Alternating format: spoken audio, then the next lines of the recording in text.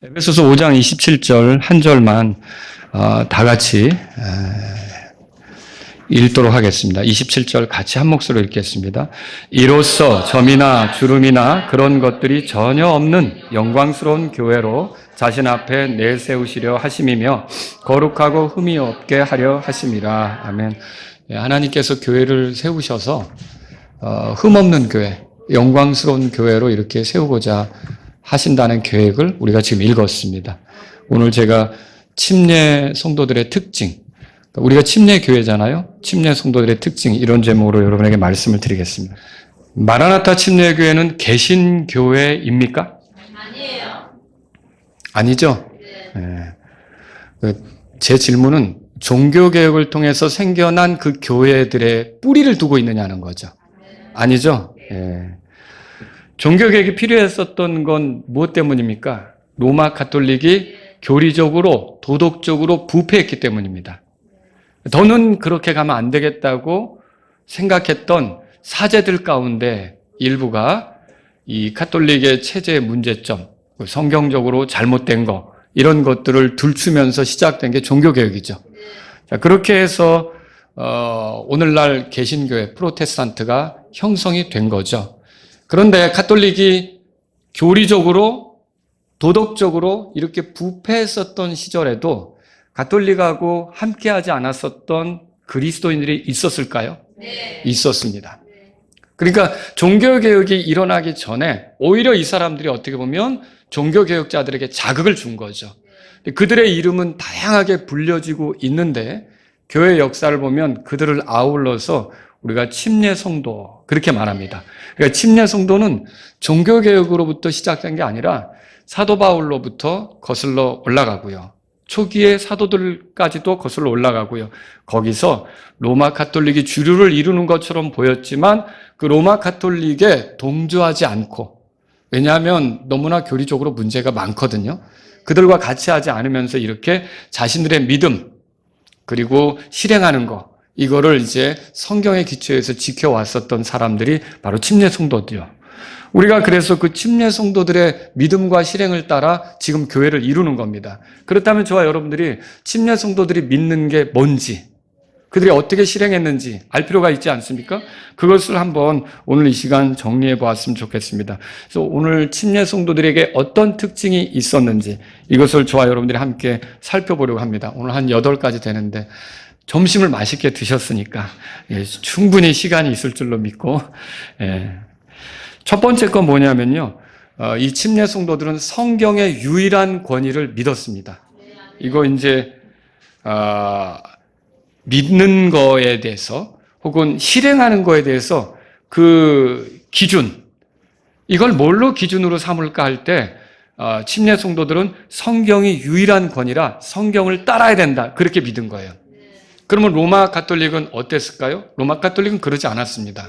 로마 가톨릭은 성경을 존중하는 것처럼 보이기는 했어도 교회 회의에서 결정한 거 있죠. 공의회에서 결정한 거, 때로는 교황이 발언한 거 있죠. 그걸 더 중요하게 생각하기도 했어요. 심지어 중세시대에는 어떤 일까지 있었냐면 성경을 금서 목록에 포함시켰어요. 교회 역사를 보면 그렇게 나와요. 그래서 성경을 일반 신도들이 읽지 못하게 했고 사제들만 그것을 접할 수 있게 했어요. 그러니까 얼마나 그 사람들이 깝깝하게 신앙생활을 했겠어요. 그게 로마 가톨릭의 모습이었던 거죠. 그러면 침례 성도들은 어땠느냐? 절대로 그렇지 않았어요. 그러니까 중세 시대에 많은 사람들이 글자를 읽지 못할 때에도 침례 성도들의 문맹률이 있죠. 이건 굉장히 낮았어요. 그래서 자기 자녀들에게 글자를 가르쳤는데 글자를 읽도록 가르친 이유가 뭐냐? 성경을 읽도록 하기 위해서. 자기 자녀들에게 성경을 읽게 해야겠다라는 생각을 가지고 침례 성도들은 자녀들에게 글자를 가르쳤던 거예요. 근데 성경을 읽지 않아도 되는 그런 중세시대에는요, 굳이 글자를 몰라도 살아가는 그런 사람들이 많이 있었다는 거죠. 그래서 여러분, 침례 성도들은 믿는 거하고 실행의 그 기준을 성경에 두었다. 성경을 기준으로 삼았다, 이렇게 보시면 되죠. 그러니까 오늘날 우리가 침례 성도라고 한다면 하나님 말씀을 읽고 가까이 하고 그 말씀대로 살아야 되잖아요. 그러면 우리에게 정확한 성경이 더 필요하겠죠. 그럼 정확한 성경이 필요하기 때문에 우리가 하나님이 섭리로 보존하신 우리 킹제임스 성경을 통해서 우리가 말씀을 다루고 그 믿는 거, 실행하는 거의 기준으로 삼으려고 하는 거죠. 자, 변개된 성경은 잘못된 믿음으로 이끈다는 거 아시죠?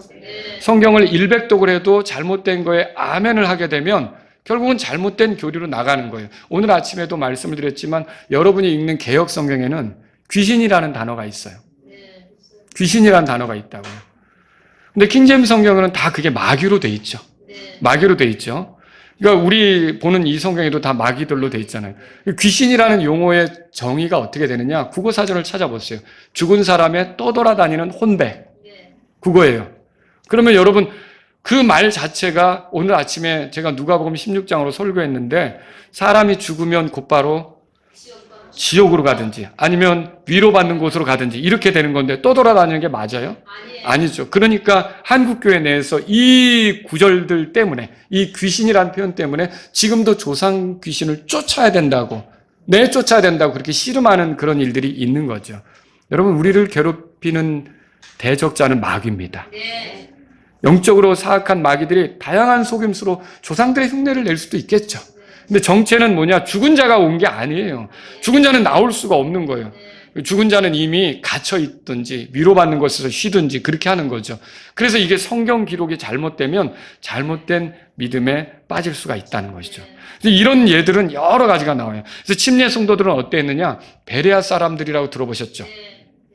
그들은 데살로니가 사람들보다 더 준비된 마음으로 하나님 말씀을 받아들이고 또 이게 그러한가 해서 사도 바울이 설교에서도 성경을 떠들어보고 성경을 연구하고 날마다 그렇게 했다고 그랬잖아요. 그러니까 신앙생활의 그 기준을 목사님이 한 설교도 이게 과연 맞는가를 성경을 통해 살펴보려고 했던 게 침례 성도들의 모습이라는 거죠. 그래서 여러분과 제가 첫 번째로 정리해야 될 건 침례 성도들은 여기에 있든지 어디에 있든지 다 성경이 가장 중요하다. 성경이 기본이다. 성경이 유일한 권위를 갖고 있어서 내가 믿어야 될 거, 내가 실행해야 될 걸 결정해 준다. 성경에 의존하는 거예요. 들은 풍월로 신앙생활 합니까? 아니에요. 절대로 들은 풍월로 신앙생활 할 수가 없어요. 누가 뭐라 그랬다. 이것도 성경으로 입증이 돼야 그거에 대한 신뢰를 두는 거죠. 이게 침례 성도들의 특징이라는 거죠. 두 번째로요, 침례 성도들은요, 지역교회 자치권을 믿었어요. 지역교회 자치권. 이게 자치권이라는 말이 뭐예요? 하나의 지역교회가 있습니다. 지역교회는 뭐예요? 인천이면 인천이란 지역을 통해 모이고, 또 뭐, 안양이면 안양이란 지역, 그 지역을 통해 모이는 교회들이 있을 거 아닙니까? 그런 이제 지역적으로 모이는 거죠. 그런데 자치권은 뭐냐? 지역교회가 독립적으로, 자치적으로 결정하고 실행하는 걸 말하는 거예요. 그럼 로마 가톨릭은 어땠는데요? 로마 가톨릭은 그러지 않았어요. 로마 가톨릭은 교황권이 있어서 모든 교회들을 다 그 영향력 아래 두었던 거죠. 그래서 그 영향력 아래 모든 소속된 교회가 움직였다는 거죠. 그것처럼 오늘날도 그 영향을 받아서 어떤 한 인물이 여러 교회를 좌지우지하는 그런 일들도 있지 않습니까? 이런 것들은 그 교황을 따라가는 것과 똑같은 거예요. 그러니까 본인이 교황은 아니라고 하는데 내가 어느 교회 목사를 임명하고 그 목사를 내가 자르고 이런 사람이 있다면 교황을 따라가는 거죠. 침례 성도들은 그렇게 하지 않았다는 거죠. 예를 들어서 마라나타 침례교회에서 어떤 교회가 개척을 나가서 어떤 사역자가 개척을 나가서 교회가 시작되었다 해도 마라나타 침례교회가 그 교회 문제에 대해서 이래라 저래라 그 교회는 이 사람이 담임 목사를 해야 된다 이거 할 수 있습니까? 할 수 없죠. 그거는 어디서 결정해야 돼요? 그 지역교회가 결정해야 되는 거죠. 이게 바로 지역교회의 자치권을 인정하는 거예요. 그럼 왜 이렇게 합니까? 여러분 어떤 한 인물이 우리를 위해 죽은 게 아니잖아요. 우리를 위해 피 흘린 게 아니잖아요. 우리를 위해 십자가에 달린 게 아니에요. 누가 우리를 위해 죽었고 누가 우리를 위해 피 흘렸습니까? 예수 그리스도죠. 예수 그리스도의 교회예요. 예수님은 그래서 이거를 어떤 인물의 교회라고 하지 않고 내 교회다 그렇게 말했어요. 그러니까 이 지역교회는 다 누구 교회입니까? 예수님의 교회죠. 예수님이 목자장이면 자신이 부르신 사람들을 그 교회 목자로 세우시는 거죠. 이거를 다른 교회, 그 교회 위에 있는 기관이나 그 교회의 어떤 인물이 그 교회의 목사들을 흔들거나 이렇게 할 수는 없다는 것이죠. 교회 머리가 누구예요? 예수님이죠. 골로새 1장 18절에 그분께서는 몸, 곧 교회의 머리시니라 그랬고요. 에베소 1장 23절에도 교회는 그분의 몸이요 그렇게 돼 있어요. 자, 그러면 여러분 이런 것들을 볼 때 침례 성도들은 교회가 예수님을 머리로 해서 움직이는 모임이라 그 교회가 독자적으로 움직여가는 거지 교회 위에 어떤 기관을 둔다? 그 기관을 머리 역할을 하게 한다? 아니면 어떤 인물을 그 교회 위에 둔다? 이거는 아니었다는 것이죠. 다 예수님을 머리로 해서 그 지역교회가 독자적으로 자치적으로 이렇게 해나갔다는 거죠. 그러니까 헌금을 사용하는 것도 지역교회가 결정하는 거고요. 일꾼을 세우는 것도 지역교회가 세우는 거고요. 그렇죠? 어떤 활동도 지역교회가 결정해서 하는 거고요. 이걸 획일화시킬 수 있습니까? 모든 교회들이 이런 식으로 하라고. 그리고 교회 문제도 다룰 때, 치리하는 것도 위에 어떤 기관, 교단이나 교파나 이런데 막 쫓아다니면서 해결해달라고 할 필요가 있습니까? 없어요. 그 교회 안에서 해결하면 되는 거예요. 그것이 우리가 이게 성경을 통해 발견한 진리라는 거죠. 왜 그렇죠? 마태복음 18장에 보면 어떤 사람이 잘못했을 때 너와 그 사람과 있을 때 그 잘못을 알려주라 그랬죠. 근데 회개하면 그 사람을 얻는 거지만 그 사람이 회개하지 않으면 두세 사람이 가서 또 이제 얘기하고 교회 또 나중에는 교회 얘기하고 그것도 듣지 않으면 그 교회 말도 듣지 않으면 어떻게 해요? 총회에 알립니까? 아니에요. 성경에 이렇게 써 있죠. 그 후에 만일 그가 그들의 말도 무시하여 듣지 아니하거든 그것을 교회에게 말하라. 그러나 만일 그가 교회의 말도 무시하여 듣지 아니하거든 너는 그를 이교도나 세리같이 여기라. 이교도하고 세리는 먹지도 않잖아요, 서로. 그러니까 교제하지 말라는 거죠. 이런 것들을 교회의 말을 듣지 않으면 거기서 끝내라 이거죠. 그러니까 여러분과 제가 알아야 될 건 침례 성도들은요. 교회 위에 교단이나 교황 같은 교주나 이런 사람을 두지 않았다는 거죠. 다 각각의 지역교회가 독립적으로 자치적으로 움직였다는 걸 믿으시면 되는 거죠. 세 번째로요. 침례 성도들은 모든 성도들이 다 제사장임을 믿었습니다. 그러면 로마 가톨릭은요. 어떻게 했는데요? 그들에게는 제사장 그룹이 따로 있어요. 사제라고 들어보셨죠? 이 사제들이 제사장 역할을 하는 거예요. 그리고 사제들과 구분해서 평신도를 만들어낸 거예요. 이게 평신도란 말은 우리는 쓰지 말아야 돼요. 네. 이게 그 사제하고 구별되게 하는 그런 표현이 평신도예요. 여러분과 저는 그냥 성도예요. 목사도 성도예요. 맞습니까? 그러니까 그럼 목사만 제사장입니까? 아니죠. 우리 모두가 구원받았다면 제사장이에요. 이게 베드로전서 2장 5절에 이렇게 써 있죠. 너희도 살아있는 돌들로서 하나의 영적인 집으로 세워지고 예수 그리스도로 말미암아 하나님께서 받으실 만한 영적 희생물들을 드리는 거룩한 제사장단이 되었도다. 제사장 그 질서를 이루게 되었다는 거죠. 이걸 누구에게 말하냐면 구원받은 성도들에게 얘기하는 거예요. 그러니까 우리가 제사장을 통해서 하나님을 찾아요. 우리가 직접 나아갈 수 있어요. 대제사장이신 예수님의 중보 아래 우리는 누구라도 직접 하나님을 찾을 수가 있는 거예요. 근데 이제 로마 가톨릭은 그게 안 되니까 또 성경도 못 읽게 했죠.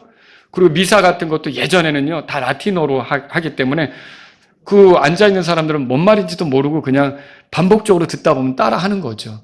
이런 식이었던 거예요. 이거는 옳지 않다는 거죠. 우리 모두가 제사장이라, 제사장이 뭐예요? 구약성경을 읽어보세요.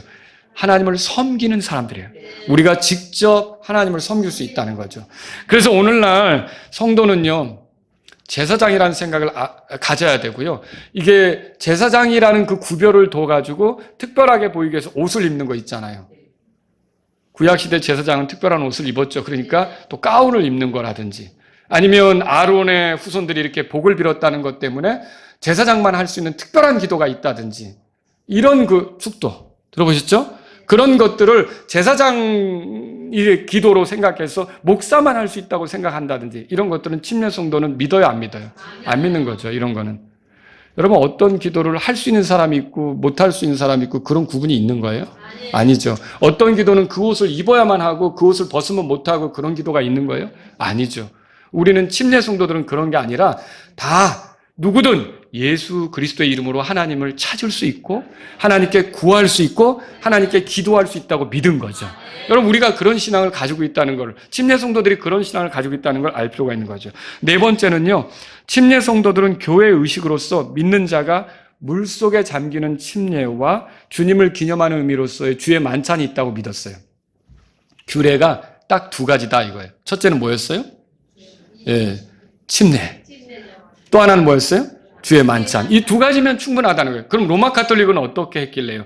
로마 가톨릭은요, 달랐어요. 두 가지가 아니라 여러 규례가 있었어요. 들어보세요. 입교할 때 하는 영세.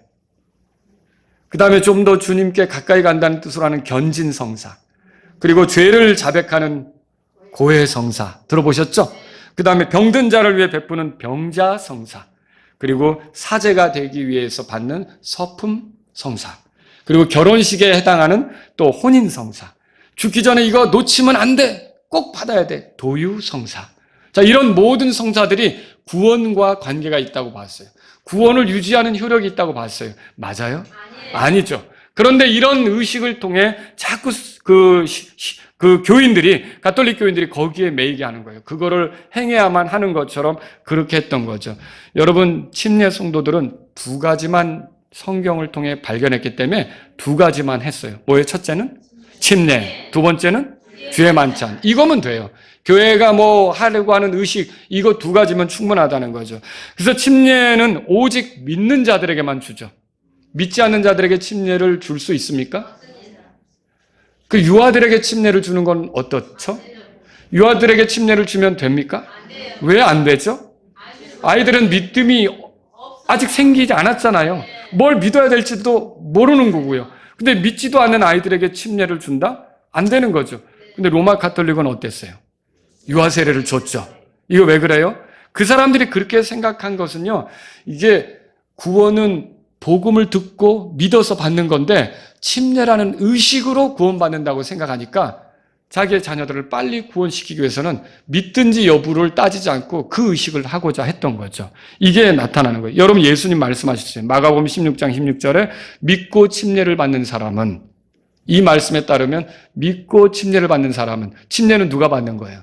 믿는 사람이 받는다는 걸 알 수 있는 거죠. 또 베드로가 이렇게 설교했어요. 사도행전 2장 41절에 그의 말을 기쁘게 받은 사람들이 침례를 받으니, 그의 말을 기쁘게 받았다라는 건 믿었다는 거죠. 누가 침례를 받은 거예요?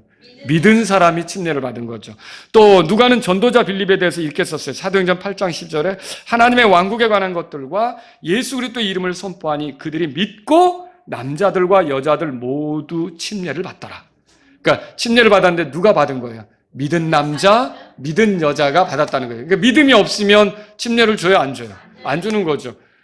강제로 교인 만들겠다고 침례를 주면 안 되는 거예요. 근데 로마 가톨릭은 그걸 했단 말이에요. 그 침례 성도들은 그렇게 할 수가 없었어요. 그래서 왜 침례 성도들의 조상을 재침례 성도라 이렇게 부르느냐? 천주교, 가톨릭이 되게 못마땅했던 거예요. 자기들이 주었던 영세를, 유아세례죠. 유아세례, 믿음 없는 가운데 주었던 유아세례를 그 사람들이 인정하지 않은 거예요. 믿음 없이 받은 건 성경대로 한 게 아니다. 그래서 다시 복음을 전해서 믿은 사람에게 다시 침례를 준 거거든요. 그러니까 가톨릭에서 비웃는 조로, 비꼬는 조로 뭐라 하냐면 아나 베프티스트라고 그랬어요. 아나, 다시, 베프티스트, 침례를 주는 사람들. 이렇게 불렀던 거죠. 그게 나중에 이제 종교개혁 이후로는 아나라는 말이 사라지고 그냥 베프티스트 침례 성도라고 이렇게 불러진 거죠. 여러분, 빌립이 이디오페 내시를 만났을 때 복음을 전한 후 내시가 침례를 받고자 했어요. 그때 말했어요. 이렇게 말했어요. 당신이 마음을 다하여 믿는다면 받을 수 있느니라. 그러면 누가 침례를 받는다는 거예요? 마음을 다하여 믿으면 받는다는 거예요. 그러니까 믿는 사람만 침례를 주는 거죠. 근데 로마 가톨릭은 그렇게 하지 않았다는 거예요. 이게 달랐던 거예요. 유아들에게도 세례를 주고 이렇게 했던 거예요. 이게 구원받는 방법이라고 생각했기 때문에 빨리 구원시키고자 그 세례라는 의식을 했었던 거죠. 여러분, 이 침례에 대한 오류가 많아요. 세례에 대한 오류가 많아요. 뭐냐면 들어보세요. 침례를 통해 구원받는다? 맞아요? 그거 아니죠. 이거 구원받은 사람이 믿음의 표현으로 하는 거지 침례를 받아야 구원된다 이건 아니에요. 하나님의 교회도 그렇게 가르치더라고요. 또 그리스도의 교회도 그렇게 하고요. 이 좋은 이름을 쓰는 데는 다 이상하게 해요. 그러면 안 되는데. 여러분, 우리 침례 교회이지만 침례로 구원받는 거 아니에요. 뭐 어떤 사람이 구원받았고 몸이 아파서 병석에 누워서 죽기까지 침례를 못 받았어요. 그럼 그 사람이 죽으면 하늘에 갑니까? 아니면 침례를 못 받았기 때문에 지옥에 갑니까? 하늘에 가는 거죠. 침례하고 상관이 없는 거죠, 구원은. 믿음의 표현이라는 거죠. 침례를 통해 죄를 씻는다. 맞아요? 아니죠. 예수님의 피로 우리가 죄에서 씻겨지는 거죠. 예수님의 피밖에 없어요. 찬송을 그렇게 불러놓고 나의 죄를 씻기는 예수의 피밖에 없네. 노래 불렀잖아요. 그럼 그대로 믿는 거죠. 근데 이 사람들은 침례로 죄를 씻는다고 생각을 하는 거예요. 물로 그렇게 씻는다. 여러분, 우리를 깨끗하게 하는 효력은 물에 있는 게 아니라 예수님의 피에 있습니다. 또 여러분, 침례는 아무나 받을 수 있다. 맞아요? 이것도 아니죠. 아무나 주면 안 되죠. 믿는 사람에게만 이 침례를 줄 수 있다는 거예요. 침례나 세례나 상관없다. 맞아요? 아니죠. 이것도 뭐 어떻게 두 가지, 여러분 집사의 자격 중에 일구이연하지 않는다고 그랬잖아요. 한 입으로 두 말 하지 않는다 그랬잖아요. 어떻게 침례도 되고 어떻게 세례도 되냐. 어떤 교회는 원하시는 대로 드릴게요. 뭘 원하십니까? 세례입니까? 침례입니까? 여러분, 이거 아니라는 거죠. 성경에는 명백히 보여진 게 있어요. 예수님이 침례 받으실 때 어떻게 했어요? 요르단 강에서 물 있는 곳에서 받으셨죠.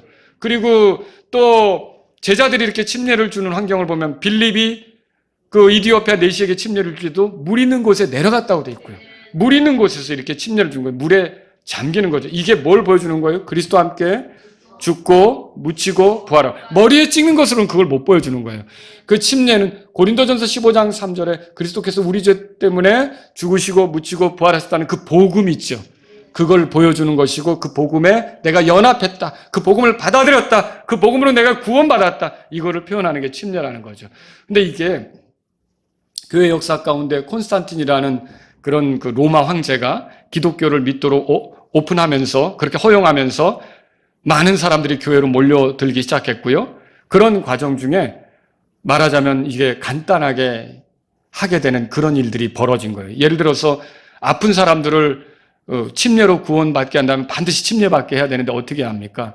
무슨 수를 써서라도 침례를 받게 해야 되잖아요. 구원이 침례를 통해 온다 그러면.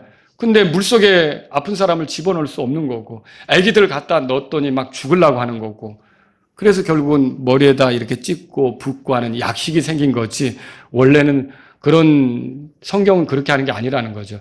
여러분, 구약 성경 읽어볼 때 하나님께 불을 드릴 때도, 지금은 은혜 시대니까 그렇지, 하나님께 불을 드릴 때도 하나님께서 원하시지 않는 불을 가지고 들어갔다가 죽은 사람들 알죠? 내가 법궤를 떨어지지 않겠다고, 그 좋은 의도 같은데 만졌다가 어떻게 됐어요? 죽었죠. 우사 같은 사람은 찢겨 죽었잖아요. 왜 그래요? 우시야 왕은 어때요? 향단을 가지고 하나님께, 자기가 제사장도 아닌데 왕이지만 하나님께 드리겠다고 갔다가 나병이 들었죠. 왜 이런 일이 생기는 거예요? 하나님께서 다 방법을 주시잖아요. 그 방법대로 하지 않는 것은 하나님을 영화롭게 하는 게 아니라는 거죠. 하나님을 불쾌하게 하는 거예요. 여러분, 오늘날 우리가 그래서 여러분이 세례를 받으셨다 그러면 성경적으로 다시 침례받을 필요가 있는 거죠. 믿음의 고백으로, 나는 믿기 전에 그냥 교회에 들어가기 위해서 세례 받았다. 그것도 다시 받을 필요가 있는 거죠. 믿음의 고백으로 그렇게 하는 거죠. 여러분, 로마 가톨릭은 달랐어요. 간단히 물을 찍어 복음을 표현하는 것, 주님과 연합하는 것이 아닌, 그런 걸 보여주는 것이 아닌 하나의 의식으로 만들어버린 거죠. 침례 성도들은 주의 만찬을 통해 주님의 죽으심을 그분이 오실 때까지 기념하는 것이라고 했어요. 이게 맞죠? 근데 로마 가톨릭은 어땠어요? 이게 주의 만찬을 성찬이라고 특별하게 부르기도 했고요. 그리고 여러분, 그 가톨릭에서는 사제가 그 빵을 놓고 기도하면 그 빵이 뭘로 변한다 그러죠? 예수님의 몸으로 변한다 그러죠. 그게 화채설 아닙니까? 그래서 그게 예수님의 몸이라고, 또 그 몸 앞에 그걸 그 성스러운 빵, 그래서 성병이라고 그래요. 거기다 이렇게 예를 갖추고 그게 예수님의 몸인 것처럼 섬기고 우상 숭배를 하죠. 이런 모든 것들이 나온 거예요. 침례 성도들은 그렇게 하지 않은 거예요. 오늘날 주의 만찬을 하는 방식엔 여러 가지가 있죠. 교회 온 사람들에게 다 하는 거, 오픈이라고 하죠. 그리고 구원받은 사람들에게 하는 거 있죠. 이게 클로즈, 이렇게 닫힌, 그렇게 이제 우리가 하는 게 있고요. 또 교회 지체만 하는 거, 이런 게 있어요. 클로즈드, 완전히 폐쇄적으로 하는 거, 이런 거 있죠. 자, 이 세 가지가 있는데 구원받지도 못한 사람이 주의 만찬을 하면 돼요, 안 돼요? 안 되는 거죠. 적어도 독립침례교는 이 두 번째 거, 세 번째 거를 선택해서 한다는 거예요. 무엇을 하든지 교회가 결정해서 하는데, 마라나타 침례교회 같은 경우는 이 규례가 개인이 지키는 게 아니라 지역교회가 지키는 거라면 지역교회 지체들이 되어서 참여하는 것이 맞다고 믿기 때문에 세 번째 걸 하는 거죠. 그래서 여러분 두 번째 걸 하는 교회도 있어요. 그냥 구원받은 사람들에게. 그것도 여러분이 뭐 논쟁하거나 싸우려고 할 필요는 없고요. 다만 구원받지도 못한 사람에게 만찬을 그냥 뭐 먹는 것처럼 생각해서 하게 한다. 이건 옳지 않은 거죠. 자, 그리고 또 가톨릭은 어때요? 그게 빵은 일반 그 교인들도 먹어요. 한 사람씩 나와서 이렇게 입에다 넣어주잖아요. 아시죠? 그런데 이게 잔은 어때요? 그건 왜 사제만 마시는 거예요? 왜 그렇게 하느냐는 거예요. 이게 주의 만찬은 어때요? 뭐 빵이든 잔이든 구원받은 성도에게 다 열린 거 아닙니까? 그렇죠? 그래서 이게 로마 가톨릭하고 완전히 다르다. 침례 성도들의 입장은 다르다. 이렇게 정리하시면 좋겠어요. 다섯 번째는요. 개인혼의 자유예요. 침례 성도들은 종교적 권위로 타인의 신앙을 억압하거나 방해하지 않았습니다. 근데 로마 가톨릭은요. 엄청나게 자기들의 신앙을 강제적으로 주입하기 위해서 방해를 하고 사람들을 괴롭혔던 거죠. 초대교회 시절 사도들을 괴롭혔던 것은 유대 종교 지도자들 아닙니까? 그 종교 지도자들은 베드로나 요한 이런 사람들을 가두고 때리면서 예수님의 이름으로 말하지도 말고 가르치지도 말라고 강요했던 거죠. 그렇죠. 근데 그런 그 유대 종교 지도자들을 따라서 여전히 강압적으로 자신들의 믿음을 받아들이게끔 했던 게 로마 가톨릭이었던 거죠. 그래서 유라시아라는 책 182쪽에 보면 교회 역사 가운데 로마 가톨릭에서 핍박받은 성도들이 7천만 명에 이른다고 보고하고 있어요. 이게 적은 수입니까? 어마어마한 수죠. 침례 성도들은 개인 혼의 자유를 인정했어요. 내가 믿든지 믿지 않든지 그건 본인의 자유죠. 여러분, 내가 사위 믿어야 돼 하고 사위에게 강제할 수 있어요? 며느리 믿어야 돼 강제할 수 있어요? 못하는 거예요. 그 개인이 믿어야 그게 믿음으로 인정이 되는 거지. 내가 장인어른 눈치 보고 또 시어머니 눈치 보고 그 믿는 거 그거 아니라는 거죠. 여러분 어때요? 창세기 2장 16절에 하나님께서 처음에 사람들을 만드시고 말씀하셨죠. 에덴 동산에 나무를 만드시고 뭐라 그랬냐면 내가 자유롭게 먹으라. 어떻게 먹으라고요? 자유롭게. 사람에게 뭘 주신 거예요? 자유를 주신 거예요. 이게 억지로 되는 거 아니라는 거죠. 자유롭게. 침례 성도들은 그걸 알았던 거예요. 그리고 갈라디아서 5장 1절에 그러므로 그리스도께서 우리를 자유롭게 하셨으니 그 자유 안에 굳게 서고 다시는 속박의 멍에를 매지 말라. 우리에게 자유가 있는 거죠. 그러니까 여러분 신앙을 강제할 수 있습니까? 이거 믿으라고 강제할 수 있습니까? 이게 안 되는 거죠. 예, 로마 가톨릭은 달랐어요. 그래서 그들의 믿음과 다르면 핍박하고 가두고 재산을 빼앗고 추방하기도 했어요. 교회 역사를 보면 그런 것들이 나온다는 거죠. 그래서 이거는 완전히 침례 성도들하고 다른 거죠. 여러분이 우리나라가 뭐 기독교 국가가 돼가지고 이렇게 뭐 사람들을 다 기독교를 믿도록 강제하고 이게 좋다고 생각하십니까? 이건 아니라는 거예요. 여러분 하나님께서 원하시는 건요. 마음이에요. 마음. 마음으로부터 믿는 것을 원하신다는 거죠. 자, 여섯 번째요. 침례 성도들은 구원받고 침례받은 사람들이 교회 지체가 되었어요. 자, 교회 출석한다고 해서 다 지체가 된다. 맞아요? 아니죠.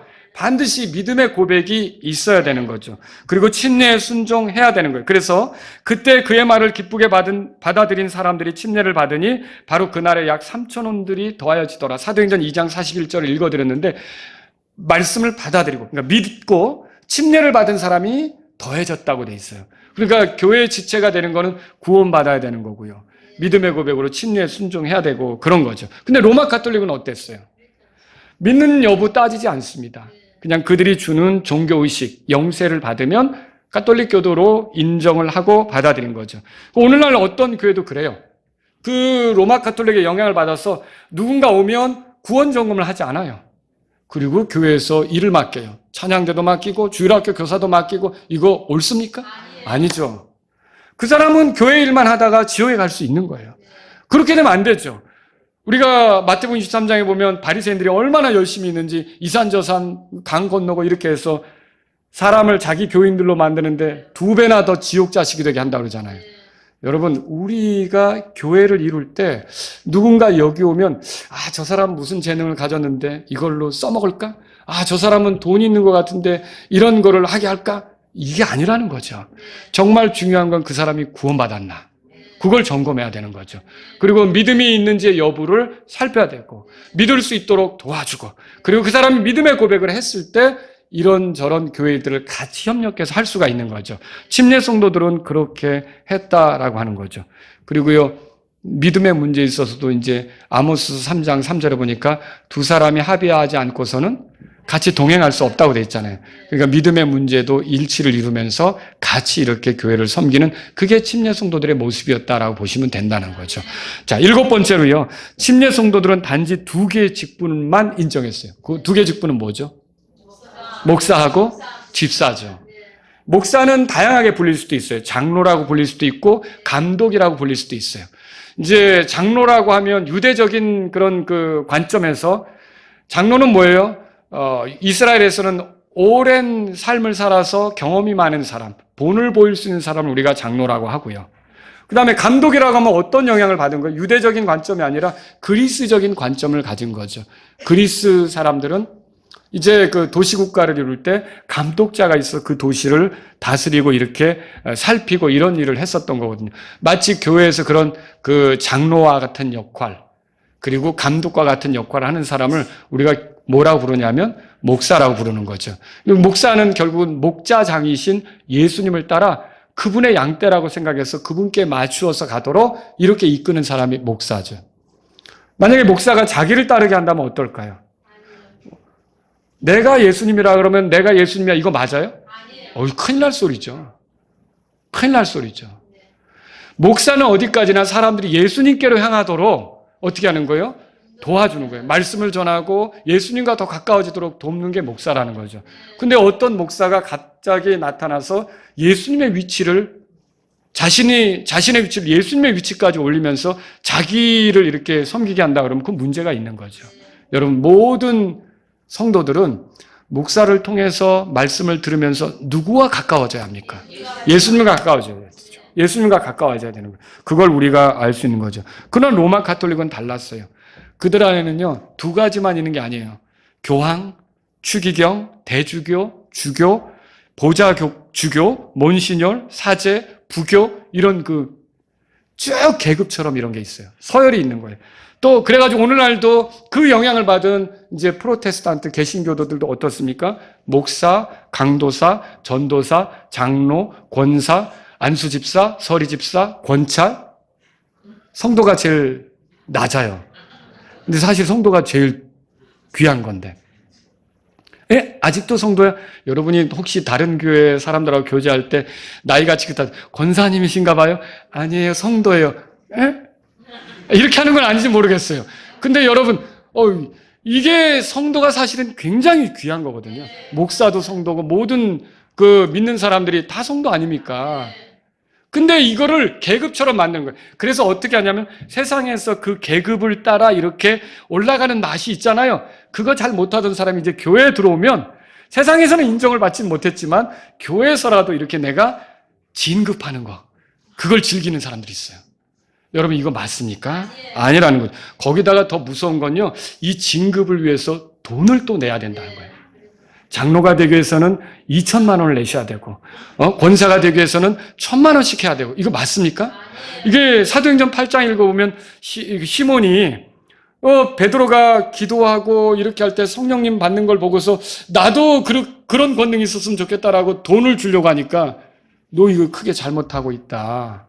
야단치잖아요. 회개해라. 야단치잖아요. 너 이 돈과 함께 망하려고 이거 큰일 날 소리네. 그게 성직 매매가 그래서 영어로 그 시몬에서 나온 거예요, 이게. 그래서 시몬을 따라서 이렇게 지금도 자꾸만 무슨 직분을 얻는데 돈을 내고 이런 거 있잖아요. 여러분 이거는 옳지 않다는 거죠. 옳지 않다는 거죠.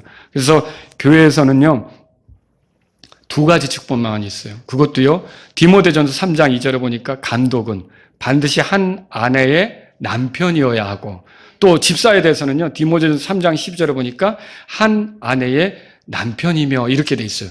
그러니까 이 성경들을 볼 때 우리가 직분은 남자가 맡아요, 여자가 맡아요? 남자가 맡는 게 맞죠.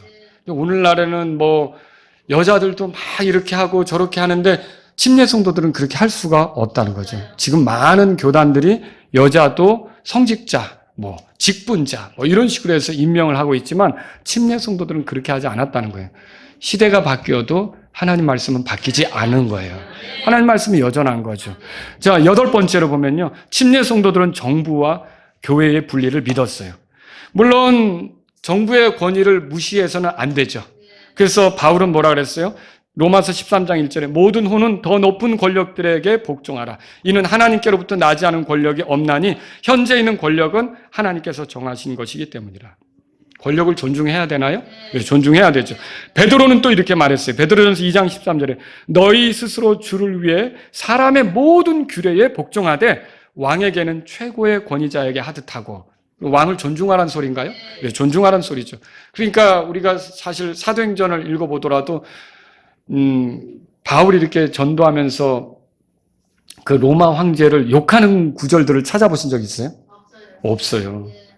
오히려 왕들과 권위자들을 위해 기도하라고 권면하지. 여러분 그렇잖아요. 권위를 존중하라는 거죠. 또 예수님이 이렇게 말씀하셨어요. 카이사르의 것들은 카이사르에게, 하나님의 것들은 하나님께. 이게 분리가 된다는 거죠. 그리고 또 요한복음 18장 36절에 내 왕국은 이 세상에 속하지 아니하니라. 빌라도 앞에서 말씀하셨죠. 그러니까 주님은 이 세상의 왕국과 교회가 섞이는 걸 원하시지 않았던 거예요. 근데 로마 가톨릭은 어떻던가요? 섞인 거예요. 그래서 어떻게 돼요? 세속 정부와 교회를 섞어버리는 거예요. 그래서 초기에는 황제가 교회의 영향력을 행사했던 거예요. 황제가 교회 회의를 소집해요. 그런 게 있을 수 있어요? 그러니까 성경을 따라야 될 교회가 황제를 따르는 거야. 황제의 명령을 중요하게 생각하는 거죠. 이게 부패하게 된 교회 모습이에요. 나중에 로마 제국의 힘이 약해되니까 그 다음에 어떻게 되느냐? 이제 로마 감독이 있죠. 그 사람의 권한이 세진 거예요. 그러더니 이제는 주변에 이제 어떤 통치자 왕들이 로마 감독에게 와서 임명을 받고요. 그 사람에게 잘 보여야 폐위되지 않고요. 이런 일이 생기는 거죠. 그러니까 교회하고 국가가 이게 섞여버리는 거죠. 여러분 이거를 우리가 국교라고 부르지 않습니까? 로마 가톨릭은 로마 제국과 교회가 뒤범벅이 된 거죠. 루터 교회는 어때요? 독일 정부와 독일 교회가 뒤범벅이 된 거고요. 여러분 또 성공회는 뭐예요? 이게 영국 왕실하고 그 교회가 가톨릭 교회에서 나온 교회가 뒤범벅이 된 거고요. 그리고 스코틀랜드 장로교회는요. 이 교회가 스코틀랜드 정부와 또 뒤범벅이 된 거고요. 이런 많은 그런 그 교회와 국가가 섞여서 아니 하나님 말씀을 따라야 될 교회가 국가의 눈치를 봐야 되고 국가의 명령을 따라야 되고 이런 일들이 생기는 거죠. 하나님 말씀보다. 여러분 이거는 침례 성도들이 인정하지 않았던 거죠. 침례 성도들은 국가는 세속의 정부로서 세상의 질서를 위해 하나님이 세우신 거고 교회는 영적인 가정으로서 주님을 만나기까지 이제 준비하면서 가도록 세우신 거고 이 영역이 다르다는 걸 보았던 거죠. 그럼 여러분이 이런 분리를 말하니까 그리스도인은 투표하면 안 됩니까? 아니죠. 우리는 마땅히 우리가 사는 세상에 어떤 법이 세워져야 될지, 어떤 통치자들이 다스리면 좋을지 우리에게 주어진 우리의 권한에 따라 이렇게 그 투표를 행사하면서 갈 수 있는 거죠. 여러분이 정치적으로 참여할 수 있는 거예요. 그러나 교회를 국가가 간섭하는 거라든지 또 교회가 힘이 세서 국가를 이렇게 뭐 장관 임명하는데 교회 입김이 세다든지 이런 것들은 아니라는 거죠. 각자 이렇게 가는 길이 다르다고 보았던 거죠. 여러분 침례교회는 개신교회입니까? 아니라고 그랬죠. 로마 가톨릭과 다른 길을 걸어왔어요. 로마 가톨릭으로부터 종교개혁을 통해 개신교회가 나왔어요. 그들이 나오기 전부터 바울이나 사도들의 가르침을 따라 모였던 사람들이 침례 성도들이죠. 침례 성도들의 8가지 특징을 말씀드렸죠. 첫 번째는 뭐예요? 믿음과 실행에 있어서 성경이 유일한 권위다. 그 다음에 뭐였어요? 지역교회가 독립적이며 자치적이다. 목사만이 아니라 모든 믿는 자가 제사장이다. 그리고 2가지 규례가 있는데 그건 뭐라고요? 침례와 만찬이 있다. 그리고 개인 혼의 자유를 존중했다. 그거죠. 그 다음에 또 뭐예요? 구원받고 침례받은 사람만 교회의 지체가 될 수 있다. 그리고요 2가지 직분이 있다 그랬죠. 뭐예요? 목사와 집사가 있다. 그리고요 교회와 정부는 섞여간다? 아니죠. 따로 갈 수밖에 없다. 따로 가는 걸 믿는다. 이게 침례 성도들이라는 거죠. 여러분과 제가 마라나타 침례교회를 섬긴다면 이런 게 다른 거였구나 정도는 알고 가시는 게. 이런 기준들은 어떻게 해서 나온 건가? 여러분 다 성경에서 나오는 거죠. 우리 성경을 따라갈 때는 이런 그 기준들을 가지고 살아갈 수밖에 없다는 거죠. 저와 여러분들이 마라나타 침례교를 세워가면서 늘 성경을 기준 삼아 신앙생활하고 성경을 따라 믿고 실행하고 그러려면 어떻게 해야 되겠어요? 성경을 가까이 해야죠. 성경 읽어야겠죠? 12월 25일까지 여러분이 또 성경 읽기표 내야 되잖아요. 그렇죠? 저도 열심히 읽고 있어요, 지금. 체크해 가면서 읽고, 여러분들이 성경도 읽고. 또 성경을 풀어주는 설교에 대해서 어떻게 해야 돼요? 부지런히 들어야 되죠. 성경을 바르게 가르쳐주는 공부 자리에는 어떻게 해야 돼요? 여러분이 같이 참석해서 말씀으로 정리해야 되고. 그래서 여러분이 성경 기록에 능숙한 성도들이 될 수 있기를 바랍니다. 다 같이 일어서시겠습니다. 자, 오늘 이 말씀을 들으신 여러분 가운데 하나님 아버지 마라나타 침례교회를 세워주셔서 또 나를 이곳으로 인도해 주셔서 감사합니다. 내가 오늘 이런 그 침례 성도들의 특징에 대해서 알게 됐는데 한 사람의 침례 성도로서 마라나타 침례교회를 신실하게 세워가는 사람이 되기를 원합니다. 이런 분이 있다면 이 시간 주님 앞에 나아가시고요. 이 교회를 통해 구원받고 변화되고 이렇게 영적으로 성장하는 그런 풍성한 열매들이 많이 나타날 수 있게 도와달라고 교회를 위해서 기도하실 분도 주님 앞에 나아가시고요. 또 오늘 내가 신앙생활의 기준으로 성경을 삼고 성경대로 믿고 성경을 가까이 하고 성경을 묵상하고 성경을 사랑하는 성도가 되기를 원합니다. 이런 분이 있다면 이 시간 주님 앞에 가까이 나아가시고요.